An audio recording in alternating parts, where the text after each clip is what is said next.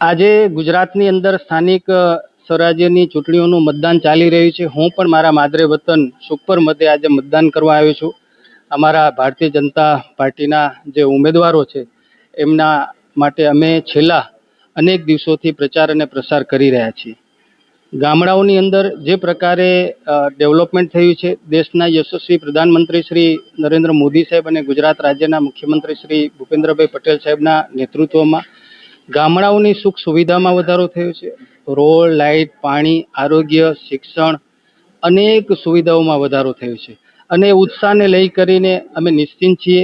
જે પ્રકારે મારો પ્રવાસ થયો છે, અમારા ભારતીય જનતા પાર્ટીના સૌ કાર્યકર્તાઓનો પ્રવાસ થયો છે અને સાથે સાથે મતદારોનો જે ઉત્સાહ છે, લોકોનો એક અલગ જ પ્રકારનો અંદાજ જોવા મળી રહ્યો છે. ત્યારે સમગ્ર કચ્છની અંદર આપણે જોયું છે કે બધી જ સ્થાનિક સ્વરાજ્યની સંસ્થાઓ એ ભારતીય જનતા પાર્ટી પાસે હતી. 6 ધારાસભ્યો ભારતીય જનતા પાર્ટીના છે. સાંસદ તરીકે મને ત્રીજી ટર્મ પણ કચ્છની જનતાએ મને પ્રેમ આપ્યો છે અને જે પ્રકારે ગાંધીધામ મહાનગરપાલિકા બની છે, હું મોરબીની વાત કરું તો મોરબી પણ મહાનગરપાલિકા બની છે. મારી બધી જ જે તાલુકા પંચાયત અને નગરપાલિકાઓ છે, મારી જિલ્લા પંચાયત છે, આ બધી જ કચ્છ લોકસભા ક્ષેત્રની અંદર ભારતીય જનતા પાર્ટીનો એક ઐતિહાસિક વિજય થશે. એનો યશ હું સૌ મતદારોને આપું છું, સૌ લોકોને આપું છું.